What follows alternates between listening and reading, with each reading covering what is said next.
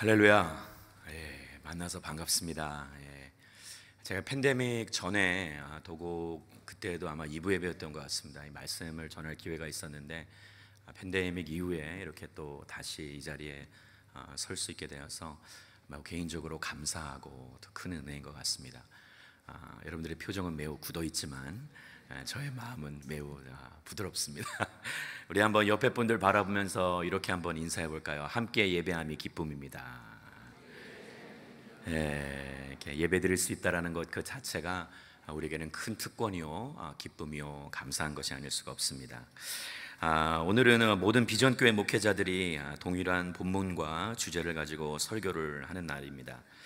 근데 오늘 이 본문을 처음 받았을 때 제가 익숙한 본문이라 이렇게 그냥 설교를 하면 되겠구나, 이미 여러 차례 해왔던 다루었던 본문이기 때문에 그다지 이렇게 신경을 쓰지 않았던 것 같아요. 그런데 며칠 전에 기도하는 가운데 하나님께서 이런 문구를 떠올리게 해주셨습니다. 익숙함에 빠져 소중함을 잃지 말라. 어떻게 보면은 목회를 하다 보면 이 동일한 본문을 가지고 여러 차례 다루다 보면 거기에 익숙하고 길들어져서 그냥 하나님께 그 말씀을 가지고 나아가고 말씀 앞에 씨름하며 주님 앞에 깊은 묵상을 하며 나가기보다 피상적으로 말씀을 다룰 때가 있는 것 같습니다. 그런데 성도 여러분, 이건 말씀을 전하는 이들에게도 해당이 될 수 있지만 또한 말씀을 듣는 분들에게도 적용이 된다라고 생각을 합니다. 우리가 자주 인용되고 들었던 말씀이기에 그 말씀 안에 이미 무엇을 이야기할지 대충 알 수 있다라는 그런 생각에서 비롯된 그런 익숙함이 때로는 소홀함과 그런 냉대함으로 닿을 수 있어서, 그래서 말씀 안에 담겨져 있는 세밀한 하나님의 음성을 놓칠 수도 있기 때문에 사랑하는 여러분, 여러분들의 마음이 오늘 이 시간 열릴 수 있게 되기를 주님의 이름으로 축원합니다.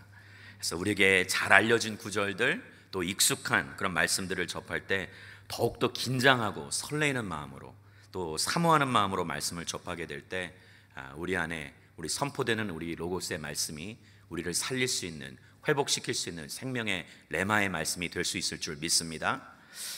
오늘 그렇게 이 말씀을 나누고자 합니다. 오늘 본문 말씀은 우리가 잘 알고 있는 예수님의 꿈이요 바람이신 이 교회가 탄생하는 그런 현장으로 저희들을 이끌고 갑니다. 무엇보다 성령 공동체, 성령 강림 사건으로 인하여서 새롭게 태동하는 그런 성령 공동체에 대해서 설명을 하고 있는데요, 오늘 본문의 1절 말씀을 우리 다 같이 한 목소리로 읽겠습니다. 시작. 마침내 오순절이 이르렀을 때 그들이 모두 함께 한 곳에 모여 있었습니다. 자, 먼저 이 구절에서 이 교회의 탄생 현장의 그 시기를 알려주고 있는데요, 그날이 오순절이었다 성경은 기록합니다. 당시 유대 남성들은 매해마다 이 세 차례 절기 때마다 성전으로 향해 있었습니다. 그 절기는 유월절, 맥추절, 우리가 잘 알고 있는 초막절입니다. 그 중에 우리가 잘 알고 있는 것은 유월절이죠. 이 출애굽기에 말씀해 보시면 히브리인들이 400년간의 이집트에서 노예 생활을 뒤로하고 새로운 출발을 하려는 과정 속에서 이집트 왕 바로를 설득하기 위하여서 하나님께서 보내신 10가지 재앙 중에 마지막 재앙, 그 죽음이 비껴가는 그 과정, 그래서 이 영어로는 패스오버이라고도 이야기하죠. 그래서 그것을 기념하는 절기가 바로 유월절입니다. 자, 그리고 그 유월절을 시작하여서 7주를 지나 7번째의 안식일의 다음 날이 바로 50번째 날, 우리가 잘 알고 있는 오순절이라고도 불리우게 되죠. 이 오순절은 히브리 사람들이 보리를 추수하는 시기였기 때문에 보리 맥자를 써서 또한 맥추절이라고도 불리기도 합니다. 자, 이렇게 오순절을 지키려면 반드시 중요한 것이 있는데, 그것은 바로 죽음과 부활을 암시하는 유월절을 통과해야만 오순절까지, 맥추절까지 나아갈 수가 있게 되는 것이죠. 그래서 이 맥추절 자체가 추수를 하여서 추수한 것을 하나님께 내어드린다라는 마음이 담겨져 있는 것처럼, 신약 시대에서의 이날 예수 그리스도의 죽음과 부활을 전제하여서 새롭게 교회가 태어난 바로 이날을 상징하고 있는 것이죠. 그래서 이 구약 시대의 맥추절의 첫 열매를 하나님께 대드렸던 것처럼 오늘 말씀 속에서도 성령 강림 사건이 바로 그 안에서 그것을 통해서 맺혀진 첫 열매, 이제 오늘 말씀은 아니지만 다음 주에 볼 내용이죠. 3,000명의 사람들이 회심하는 그런 놀라운 사건이 일어나게 되는데, 그것이 바로 하나님께 드려지는 온전한 제물이 되는 그런 역사적 사건이 오늘 말씀 속에 펼쳐지고 있는 것이죠. 자, 이처럼 유월절이 상징하는 예수 그리스도의 십자가 사건과 그리고 오순절이 상징하는 성령 강림 사건은 복음에 있어서 또 교회의 태동에 있어서 절대 우리가 간과할 수 없는, 함부로 쉽게 여길 수 없는 핵심적 기둥이 되는 것입니다. 자, 그럼 이 역사적인 상황을 설명하는 표현을 오늘 본문의 1절을 조금 더 자세히 살펴보기를 원하는데요. 자, 1절의 말씀에 보시면은 마침내라는 부사로 1절 말씀이 시작됩니다. 자, 이 뜻은 바로 목적이 있는 그 시간이 이루어지게 되었다라는 것을 의미하는 것이에요. 하나님의 정해진 때에 그가 이루고자 하시는 그 목적적 시간에 다다르고 있다. 자, 이처럼 모든 역사 가운데 이 하나님의 때는 정해져 있습니다. 여러분들 믿으십니까? 여러분, 그래서 그가 정하신 기간과 그가 정하신 지점이 있다라는 거예요. 그리고 그때가 임하기 전까지는 그 어떠한 인간의 노력도, 아무리 그들이 애를 써서 시기를 앞당기려 할지라 하더라도, 늦추고 싶다 할지라 하더라도 본인 스스로, 인간 스스로는 노력해도 허사가 될 뿐이다 라는 것이죠. 그리고 또 한 가지, 설령 여태껏 아무런 일도 일어나지 않았을지라 하더라도 그때가 오면, 하나님의 시기가 임하면 여태껏 닫혀있던 문들이 열리고 하나님의 뜻이 실현되는 기적 같은 일들이 일어나게 되는 것입니다. 자, 그런데 또 하나 오늘 말씀을 자세히 살펴보면 그때 그 상황을 표현하는 문구가 1절 하반부에 등장합니다. 그들이 모두 함께 한 곳에 모여 있었다 이야기하죠. 그들은 우여곡절 끝에 하나님의 인도하심 따라 이 마가의 다락방이라고 불리우는 이곳에 모여 있었던 거예요. 얼핏 보면 이것이 자신의 다짐과 결단 아래, 마치 내가 내 노력과 열심을 가지고 이 자리에 나와야겠다, 의지를 가지고 나온 것 같처럼 여겨지지만, 그러나 이것 자체가 하나님의 은혜와 섭리 아래 이루어졌다라는 것을 말씀을 통해 보게 되는 것이죠. 당시에 예수님께서 부활하신 그 모습을 본 사람들은 꽤 많았었습니다. 그런데 그 중에 오직 120명만 모여서 기도하며 하나님의 약속을 기다렸던 거예요. 그리고 그건 오늘도 마찬가지입니다.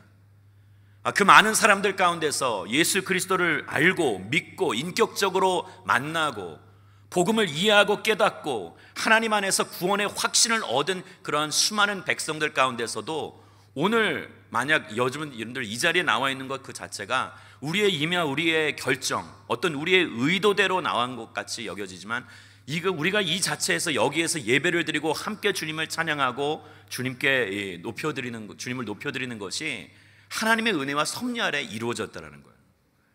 어떤 분은 이 주변에 있는 배우자의 강요에 의해서 어쩔 수 없이 끌려온 분들도 계시고, 자녀들의 요청에 의해서, 또 지인들의 그런 상황 속에서 어떠한 이 상황인지는 모르겠지만 어떠한 연유에서인지 이곳에 나와 있는 것 그 자체가 하나님의 인도하심과 특별한 섭리에 따라 이루어졌다는 거예요. 저와 여러분들의 만남은 그래서 매우 특별한 줄 믿습니다. 아멘을 더 크게 해주셔야 돼요. 그래야 이 게스트 스피커가 더 힘이 납니다. 저 위에 계신 분들은 전혀 얼굴이 보이지 않아요. 그래도 눈은 뜨고 계신 줄 믿습니다. 여러분, 그렇게 예수님의 말씀을 믿고 기다리던 10일간 아무런 일도 일어나지 않다가 그들은 갑작스럽게 이 성령을 체험한 거예요. 그런데 아무런 일도 일어나지 않던 그 기다림의 시간들은 사실 이 기다리는 입장에서는 매우 막연하게 느껴지고, 그래서 그 기다림의 시간이 힘들 수가 있어요. 하지만 실상 그 기다림의 시간 동안 겉으로는 표면적으로는 아무런 일도 일어나지 않는 것 같이 보이지만 하나님께서는 완성의 때를 기다리고 계시며 그 배후에서 보이지 않는 곳에서 계속해서 움직이고 계셨다라는 거예요. 여러분, 우리가 느끼지 못하고 보지 못한다 할지라도 그가 아무것도 하지 않으시는 것이 아니라는 거예요. 우리 주님은 새로운 일을 행하시고 그분의 계획을 반드시 완성시키는 살아계신 하나님이신 줄 믿습니다. 그렇게 당신의 때에 움직이는 분이 우리의 하나님이신 거예요. 그럼 저와 여러분들이 해야 할 몫은 과연 무엇인가? 여러분, 비행기가 경납고에서 나와서 이 활주로를 달리다 보면 어느 순간 달리다 보면 하늘을 향해 솟구쳐 올라가게 되어 있어요. 제가 이곳에 오는데 11시간 비행기를 타고 왔는데 시차가 좀 적응이 안 됩니다. 2시간 차이나 있는데 근데 어느 순간 달리다가 솟구쳐 올라가는 그 비행기. 근데 여러분, 우리가 하지 말아야 될 것은 무엇인가? 우리는 힘들더라도 반드시 우리는 그 달리는 도중에 멈추어버리는 것을 행해서는 안 된다는 거예요. 왜? 우리는 달리다 보면 어느 순간에 날아올라 목적지에 다다를 수 있게, 자전거의 페달을 밟으면 자전거가 균형을 잃고 넘어지듯이 계속해서 페달을 밟고 나아가게 될 때 우리는 주께서 원하시는 그곳에 반드시 그 지점에 하나님의 때에 다다르게 될 줄 믿습니다. 여러분, 우리의 인생에 거룩한 하나님의 응답이 이루어지고 그분의 역사심의 때가 이를 때까지 절대 포기치 않게 되기를 주님의 이름으로 축원합니다. 자, 그럼 하나님의 사람들이 기다리던 그때 어떠한 현상이 일어났던가? 오늘 본문의 2절 말씀을 함께 볼까요? 그때 하늘로부터 갑자기 급하고 강한 바람 같은 소리가 있었고 그들이 앉아있던 온 집을 가득 채웠습니다. 자, 급하고 강한 바람 같은 소리가 나 온 집안을 가득 채웠다, 성경은 이야기합니다. 이처럼 성령의 임재는 급하게 바람이 임하는 것과 동일하다 이야기하는 거죠. 여러분, 바람은 어디서 왔는지, 어디서 불어오는지, 어디로 가는지 우리는 알 수 없습니다. 왜냐? 육안으로 볼 수 없기 때문이죠. 하지만 우리가 바람이 불고 있다는 것을 어떻게 알 수 있는가? 우리가 피부로 느낄 수 있고, 또한 바람이 불 때 주변에 있는 사물들이 펄럭이면서 움직이거나 또 자리를 이동하게 될 때, 그것을 통해서 우리는 바람이 어느 방향으로 불고 있으며 어디로 가고 있다라는 것을 대략 알 수가 있는 것이죠. 마찬가지로 언제 어떻게 성령님이 역사하시고 임하실지 우리는 알 수 없지만 성령 체험을 하신 분들은 반드시 성령이 임하셨다는 것을 알게 되는 거예요. 사랑하는 여러분, 성령 충만하시게 되기를 주님의 이름으로 축원합니다. 그래서 예수님께서도 니고데모에게 요한복음 3장 8절의 말씀에 이런 이야기를 하십니다. 함께 읽어보겠습니다. 시작. 바람은 불고 싶은 대로 분다. 너는 그 소리를 듣지만 바람이 어디서 오는지 어디로 가는지 알지 못한다. 성령으로 태어난 사람도 모두 이와 같다. 성령의 사람은 바람이 부는 것처럼 이 세상에 알 수 없고 이해할 수 없는 거예요. 가늠할 수가 없는 거예요. 그들의 기준치를 뛰어넘고 그들의 예상치, 익스펙테이션을 익시드하는 그러한 놀라운 인생, 그것이 바로 성령의 사람의 모습인 것이죠. 그들이 거룩한 능력을 가지고 세상의 근간까지도 흔들 수 있는 영적인 사고를 칠 수 있는 인물들이기에, 그래서 성령이 바람처럼 임한다, 오늘 말씀은 이야기하고 있는 것이에요. 여러분, 한 가지 확실한 것은 그 인생, 성령이 임하는 인생, 성령 충만한 그러한 사람들은 세상이 어떻게 잴 수가 없는 거예요. 어떻게 봐야 할지, 마치 럭비공처럼 어디로 튈지 모르는 거예요. 그러나 한 가지 확실한 것은 그 인생에 대해서 오로지 하나님께서는 아신다라는 거예요. 바람이 불면 이 땅에서 질서를 어지럽히고 모든 것이 어수선해지는 것 같이 보이지만 성령의 바람이 불면 우리 안에는 거룩한 질서가 생기고 우리의 마음의 동기가 순수해지며, 그리고 하나님이 주시는 절대적 평안함이 우리 가운데 있게 될 줄 믿습니다. 바람이 불면 그래서 하나님의 사람들은 제각각 자기가 있어야 할 그 자리로 옮겨가게 되어 있는 거예요. 그래서 우리가 성령 충만하시오, 말씀 충만하라고 계속해서 축복하고 권면하고 도전하는 이유가 바로 거기에 있는 거예요. 왜? 성령이 충만한 분들은 하나님께서 원하시는 곳에 원하시는 때에 그곳에 반드시 있게 되기 때문인 것입니다. 사랑하는 여러분, 성령 충만하시게 되기를 주님의 이름으로 축원합니다. 그래서 내 인생, 내 의지와 내 노력만으로 살아가는 것이 아니라 성령의 바람이 불어서 나를 이끄시는 대로 내가 살아가는 거예요.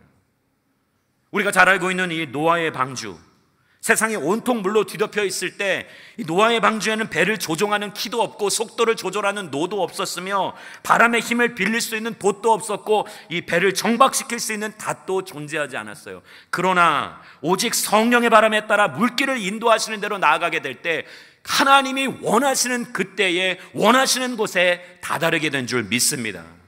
그래서 정말 여러분들의 삶, 2024년도 한 해가 그렇게 성령이 이끄시는 대로, 성령의 바람이 부는 대로 내 자신을 맡기고 의탁하는 거룩하고 복된 한 해가 될 수 있기를 축원합니다.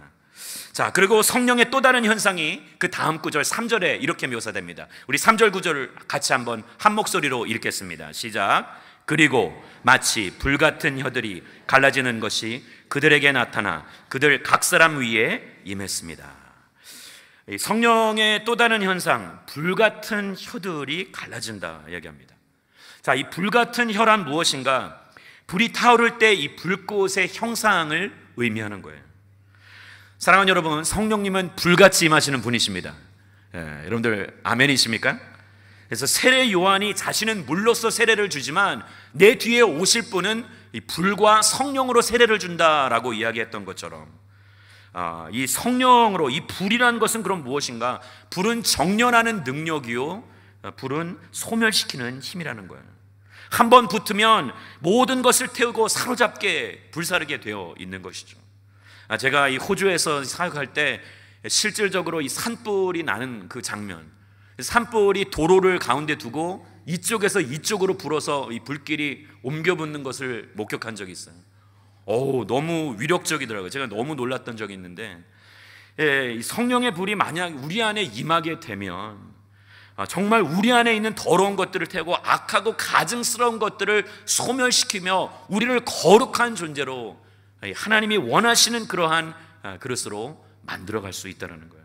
그래서 신명기 4장 24절의 말씀에 너희 하나님 여호와께서는 살라버리는 분이시요 질투하시는 하나님이시다, 성경은 이야기하는 거죠. 여러분, 이 성령이 바람처럼 불처럼 우리 가운데 임하게 될 때 우리의 이 예차와 미움과 절망, 헛된 욕망과 욕심, 정욕을 모두 다 태워버리시고 영적인 것들이 아닌 육적이고 세속적인 모든 것들이 이 성령의 바람과 불로서 다 소각되어 버리며 우리의 삶이 변화되는 것만이 아니라 우리의 가정도, 우리가 속해 있는 공동체도, 교회도 성령의 불길을 따라 더욱더 정결하게 될 수 있게 될 줄 믿습니다. 성령은 그래서 인위적인 것이 아니에요.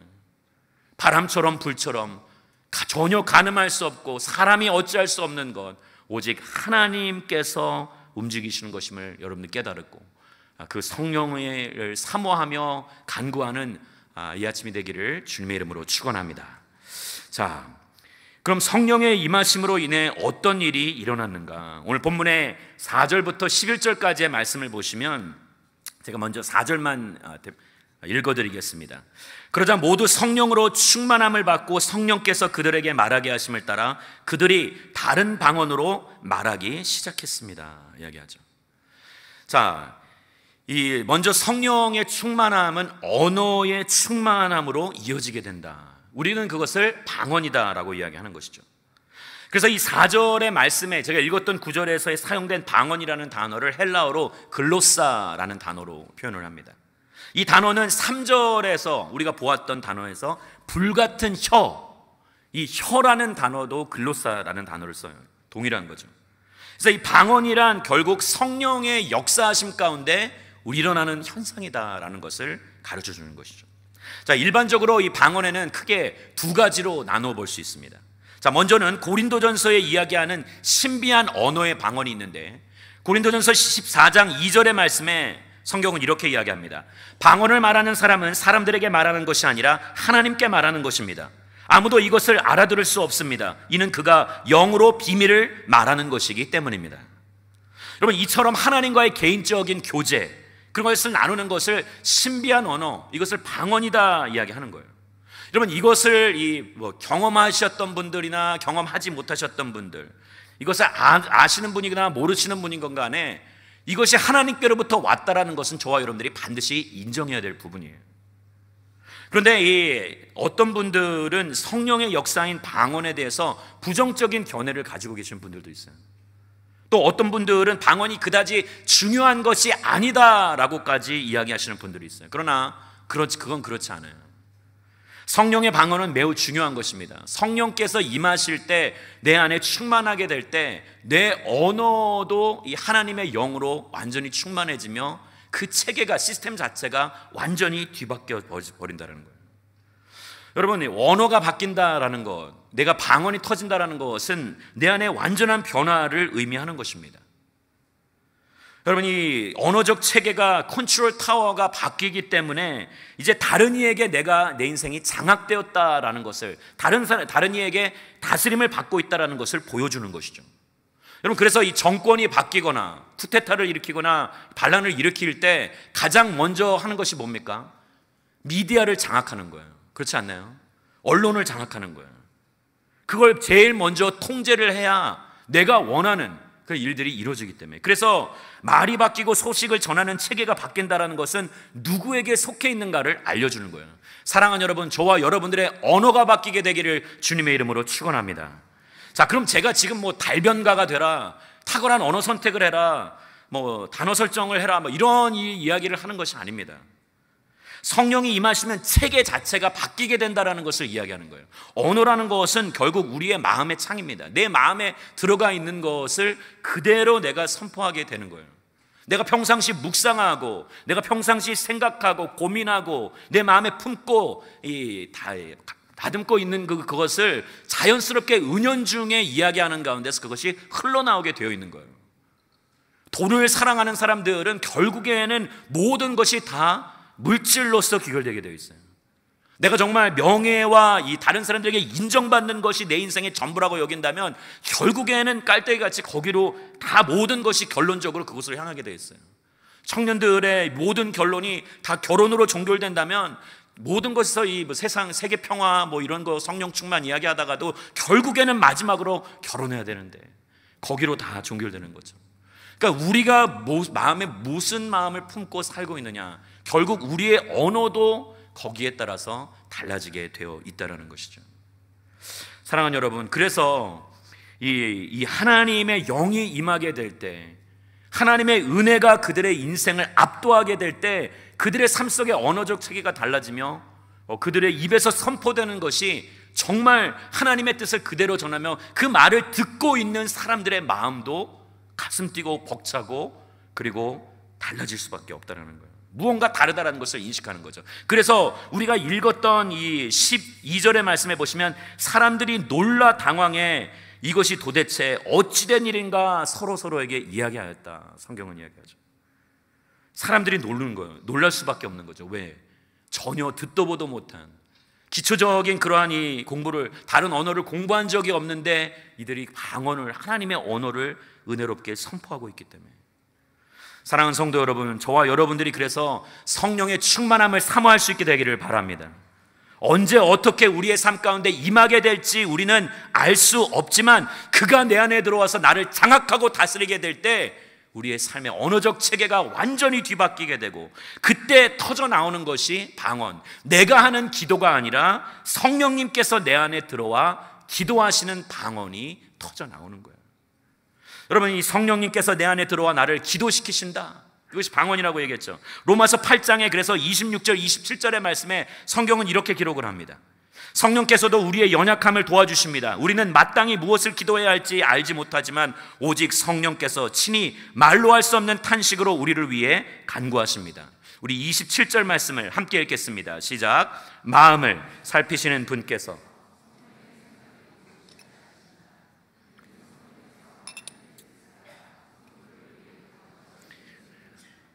제가 말을 빨리 하는 이유는 준비한 설교 원고는 많은데 시간이 없기 때문이에요.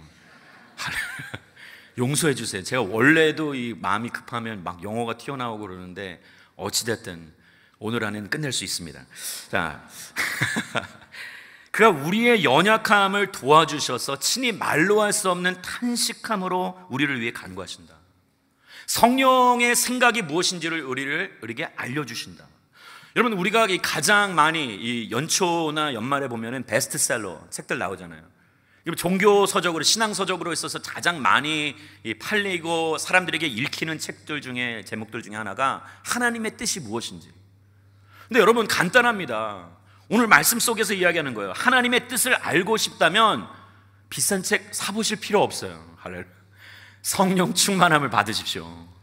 성령이 임하시면, 하나님의 영이 우리 가운데 임하시면 그분의 뜻이 무엇인지를 우리가 알게 되고 내 삶을 이끄시고 인도하시고 바른 방향으로 나를 몰고 가시는 그분의 계획이 구체적으로 내 삶 속에서 펼쳐지게 될 줄 믿습니다. 그래서 우리가 성령 강림을 사모하는 것입니다. 성령이 임할 때, 그래서 방언의 은사도 자연스럽게 임하게 되는 것이죠. 자, 오늘 말씀 속에서 등장하는 방언은 그러나 고린도전서에서 이야기했던 방언이 아닌 태어난 곳의 방언, 난곳 방언이라고도 이야기합니다.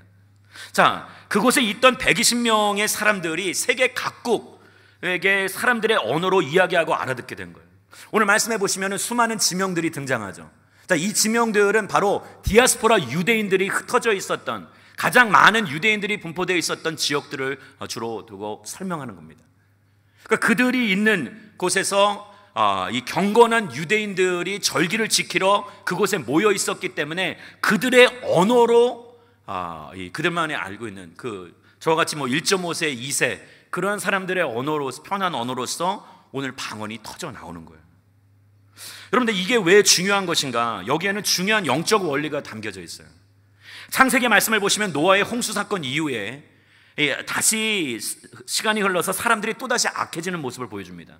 그래서 창세기 11장에 그들이 모여서 바벨탑을 쌓고 하나님과 대적하는 모습을 보여주고 하나님께서 대노하시며 그들을 벌하십니다. 근데 어떻게 벌하시느냐? 물러서 심판하지 않으시겠다라고 노아의 홍수 때 약속을 하셨기 때문에 그들의 언어를 흐트러 버리시는 거예요. 여러분, 결국에는 뭡니까? 죄가 결국 사람과 사이를 갈라놓게 된다. 그래서 그로 인해서 오늘날 우리가 수많은 다른 언어들로 힘들게 되는 거예요. 영어 공부해도 중국어 공부해야 되고.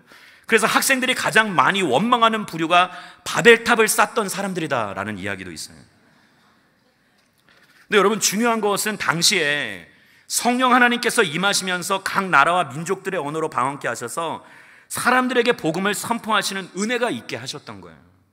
즉, 다시 흩어졌던 언어들, 바벨탑의 죄로 인해서 나누어졌던 이들을 다시금 하나로 묶는 은혜의 역사가 있게 된 것이죠. 제가 예전에 미국에서 사역할 때 이 페루라는 지역에 이 케추아라는 미전도 종족을 섬기러 갔던 적이 있어요. 근데 저희 이제 그 그룹으로 나누어서 3명, 저 포함해서 이제 2명 같이 그룹으로 나누어서 산골로 이제 흩어져서 집집마다 다니면서 전도를 하는데, 그때 저희 안에 마음이 정말 뜨거웠던 것 같아요. 저도 이 목사 안수를 처음 받고 막 뜨거웠던 그 시기여서, 그래서 그곳에 가서 이제 같이 영어와 스페인어로 이제 그들에게 전하는데, 그들은 영어와 스페인어를 몰라요. 그들은 케추아어를 하는 거예요. 그런데 문제는 저희가 대화를 나누고 복음을 전하고 은혜를 나누는 데 있어서 전혀 거리낌이 없는 거예요. 너무 신기한 것은 우리가 이야기하는 것을 그분도 알아듣는 것 같고 그분이 이야기하는 것을 우리도 알아듣는 것 같아요. 그래서 얼마 있다가 시간이 지나서 통역하시는 분이 이제 부랴부랴 이제 와서 통역을 해주려고 하는데 너무 놀라시는 거예요. 왜? 우리가 했던 이야기들, 복음, 그 핵심적 내용들을 다 이해하고 계시고, 그리고 심지어는 그것을 예수 그리스도를 영접하고 받아들이는 놀라운 은혜의 역사가 있었던 거예요. 아무도 놀라지 않으시는데 이런 거 자주 경험하시나 봐요. 근데 여러분, 중요한 것은 정말 저한테는 잊혀지지 않는 놀라운 기적 중에 하나예요. 성령이 임하실 때 바벨탑 사건의 치유와 회복을 가져오시며 서로 소통하게 하시는 것처럼, 제가 지금 언어적인 면을 이야기하는 것이 아니라 영으로 우리가 소통하는, 진짜 하나님 안에서 은혜 가운데 하나가 되는 거룩한 연합을 이루는 것을 이야기하는 거예요. 여러분, 반면에 그러나 우리가 같은 말을 하고 동일한 언어를 쓴다고 해도 말이 안 통한다라는 분들이 계세요. 특별히 가정에서. 이렇게 이야기할 때 여러분, 옆에 계신 배우자를 쳐다보시면 안 됩니다. 여러분, 중요한 것은 뭐예요? 아무리 말이 안 통한다, 이 부모와 자녀 간에, 세대 간에, MZ, 이제는 여러 가지 다양한 세대 간에 우리는 말이 안 통한다, 도저히 받아들일 수 없다. 여러분, 그러나 성령이 임하실 때 치유와 회복의 역사가 있고, 분열되고 나뉘어졌던 그런 죄로 인해서 우리가 나뉘어졌던 모든 것이 다시금 하나가 되는 거룩한 연합을 이루게 될 줄 믿습니다. 성령의 그 거룩한 연합의 역사를 우리 가정과 공동체에 가져다 주시는 거예요.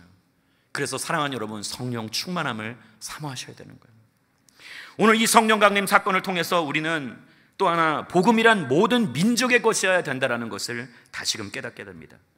죄로 인해 흩어지고 분열되었던 우리가 예수 그리스도의 십자가로 말미암아 다시금 하나가 되고 이제 이것을 열방 가운데 전해야 한다라는 그 사명을 주께서 주시는 거예요. 여러분, 이 땅에 그렇게 주님을 알지 못하고 있는 이들을 위해서 증인의 사명을 감당하라고, 죄로 인해서 분열되고 나뉘어진 그런 이 흩어져 버린 그 사람들을 함께 모으고 그들에게 가서 담대한 그리스도의 증인으로서의 삶을 살라고 오늘 말씀은 이야기하는 거예요. 그걸 위해서, 그런데 성령 충만함을 받으라가 아니라 성령 충만함을 받으면 우리는 누가 시키지 않아도 그리스도의 담대한 증인이 될 수 있을 줄 믿습니다.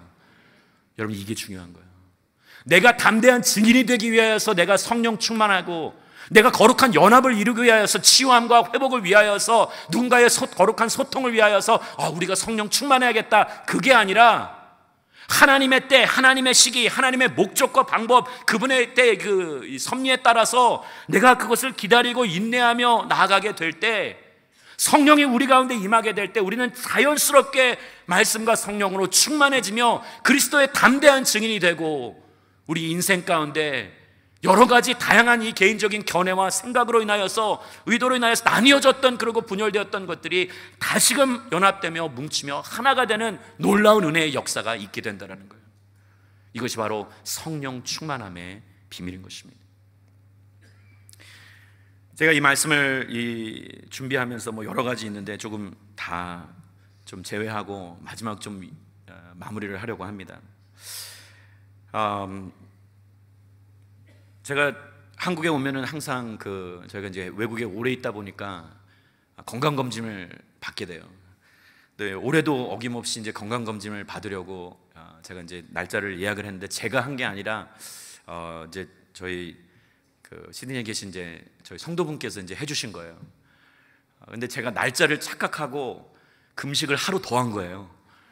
너무 마음이 어려웠어요. 제가 그래서 3일을 해버린 거예요. 그래서 제가 막 비몽사몽인데, 비행기 타고 와서 힘든데 비행기에서도 아무것도 못 먹고, 기내식 맛있는 거 못 먹고 물만 마시고, 그랬는데 와서도 또, 근데 나중에 알고 보니까 하루가 더 남았다는 걸 알고 제 마음에 막 거룩한 분노가 임하더라고요.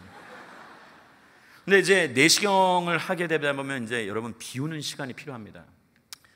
근데 계속 뭔가 약을 먹고 뭐 좀 디스커싱 할 수 있겠지만 다 비워내요.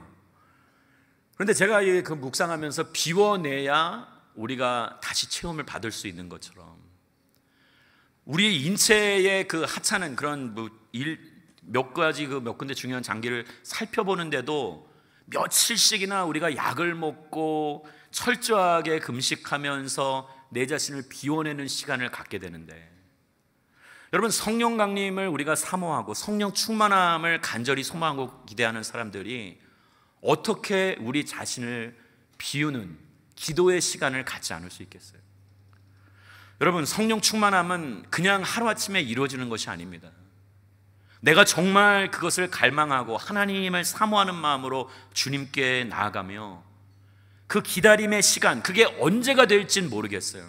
오늘이 될 수도 있고 내일이 될 수도 있고, 새벽에 제단을 쌓는 가운데 수요 성령 집회 때든 언제이든 우리는 알 수 없지만, 그러나 우리가 그 시대를 기다리고 또 기도하는 그 과정 속에서 하나님의 때가 무르익을 때 하나님께서는 반드시 당신의 백성들에게 약속하신 성령을 선물로 주실 줄 믿습니다. 그래서 아까도 제가 말씀드렸던 것처럼 비행기가 활주로를 지나가다가 어느 순간 어느 지점에 다다르면 날아오르게 되는 것처럼, 저와 여러분들의 삶 속에 기도의 활주로를 까셔야 돼요. 올 한 해 계속해서 정말 내가 간구하고 엎드리는 가운데, 두드리는 가운데, 그때가 언제인지는 내가 알 수 없지만 주님을 갈망하고 성령을 사모하는 마음으로 나아가게 될 때, 그때가 무르익어 반드시 성령께서 우리 가운데 역사하시고, 그렇게 우리 안에 죄로 인해 분열되고 나뉘어졌던 것들을 다시금 연합하게 하시고, 우리 안에 흐트러졌던 우리의 마음의 이 생각들, 또 어순해졌던 그러한 우리의 모든 동기들, 그 생각들을, 동기들을 거룩하게 하시고 마음의 생각들을 정리정돈하시며 또 무엇보다 세상의 이 환경 속에 들끓는 인생이 아닌 절대적인 평안함으로 우리의 인생을 다스려 주실 줄 믿습니다. 오늘 그렇게 성령 충만함을 사모하며 하나님의 때에 성령 강림을 체험케 되는 그런 복된 성령의 사람들이 되시기를 주님의 이름으로 축원합니다. 우리 시간에 함께 말씀을 붙잡고 기도하며 나아가기를 원합니다. 이 시간 성령 하나님 우리 가운데 임하여 주시옵소서. 주 안에서 놀라운 은혜를 경험하며 성령의 임재를 사모하는 가운데 새로운 영적 세계가 열리는 은혜가 있게 되기를 소망합니다. 우리 안에 죄로 인해 일어나는 분열과 다툼, 시김과 나눔은 사라지게 하여 주시옵고 주 안에서 흘러넘치는 은혜만을 체험케 하여 주시옵소서. 이 시간 모든 깨어진 관계가 주 안에서 회복되며 일그러진 심령들이 바로 세워지며 불안하고 두려워하는 인생들이 담대해지는 놀라운 은혜의 역사가 있게 하여 주시옵소서. 기도의 활주로를 깔며 하나님의 때를 기다리기를 소망하시는 분들마다 이 시간 간절한 마음으로 주여 한번 부르짖고 통성으로 기도하며 나아가시겠습니다. 주여, 주님 이 시간 갈구하고 사모합니다. 하나님의 때가 언제인지 우리는 알 수 없지만 성령이 임하실 때 우리는 달라지게 될 줄 믿습니다. 예전과 다른 세상이 가늠할 수 없고 흉내낼 수 없는 거룩한 하나님의 사람들, 우리의 생각이 바뀌고 아버지 하나님 우리의 동기가 달라지며 아버지 우리의 마음에 절대적인 평안함이 임하며 우리 안에 가지고 있는 시기와 다툼과 분열과 나뉘어짐이 사라지게 되며 거룩한 연합을 이루며 하나님의 뜻을 이루어가는 그런 담대한 하나님의 사람들이 될 수 있을 줄 믿습니다. 성령 하나님, 하나님의 때에 하나님의 백성들에게 임하여 주시옵소서. 하나님의 뜻을 알게 하여 주시고 하나님의 계획을 다시금 발견케 되며 굳건히 바로 서는 은혜의 역사가 있게 하시고 아버지 그렇게 새로워지는 은혜의 시대가 새롭게 펼쳐지는 거룩하고 복된 한 해가 되게 하여 주시옵소서. 주님, 사랑의 주님 감사합니다. 우리에게 성령 하나님을 약속하신 선물을 우리에게 보내어 주셔서 우리로 하여금 고와 같이 우리를 내버려 두지 아니하시고 우리를 붙잡아 주심을 감사드립니다. 죄로 인해 나뉘어지고 분열되었던 우리 다툼과 시기와 교만함으로 가득했던 우리들을 이 시간 성령으로 덮어 주시옵고 아버지 하나님의 모든 것을 악독함을 육신의 것들을 불살라버리는 강력한 불길이 모든 성도들의 심령 가운데 임하게 하여 주시옵고 각자의 임의대로 소견대로 옳은 대로 행하는 인생이 아닌 성령의 바람이 부는 대로 이끌림 받으며 인도함 받는 하나님의 사람들이 되게 하여 주시옵소서. 바람처럼 불처럼 임하는 그 성령 강림을 사모하며 기대하며 기도의 활주로를 깔고 기다리겠다고 다짐하며 결단하는 이들 가운데 임재하여 주시옵고 하나님의 뜻을 알려주시고 그렇게 거룩한 하나님의 섭리에 따라 변화되는 각각 개개인 그리고 우리의 가정 그리고 우리의 교회 공동체가 되게 하여 주시옵소서. 그렇게 우리 가운데 역사하실 하나님을 찬양하며 우리의 삶의 영원한 빛이요 소망 되신 우리 구주 예수 그리스도의 이름으로 감사하며 간절히 기도드리옵나이다. 아멘.